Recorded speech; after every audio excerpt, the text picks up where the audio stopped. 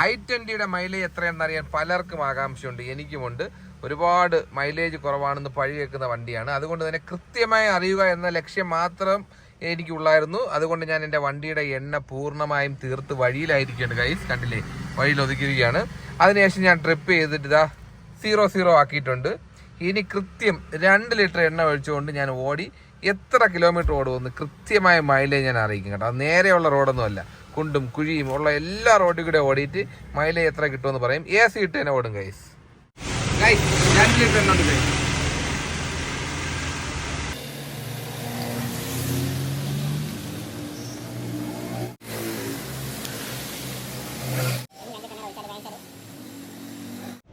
Guys അപ്പൊ 2 litre എണ്ണ ഒഴിച്ച്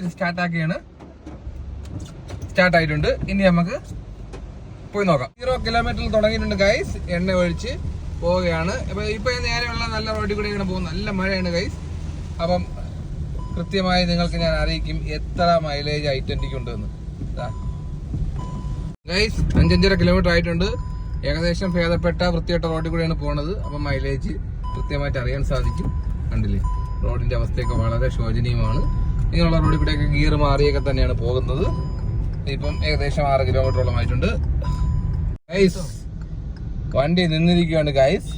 2 ലിറ്റർ പെട്രോൾ ഒഴിച്ചപ്പം 16 കിലോമീറ്റർ ഓടിയിട്ടുള്ളൂ ഗൈസ്. 16-17 കിലോമീറ്റർ. എൻ്റെ വണ്ടിക്ക് 9 മൈലേജ് ഉള്ളു ഗൈസ്. മറ്റുള്ള i20കളുടെ അവസ്ഥ എനിക്ക് അറിയില്ല. എൻ്റെ i20ക്ക് 9 മൈലേജ്.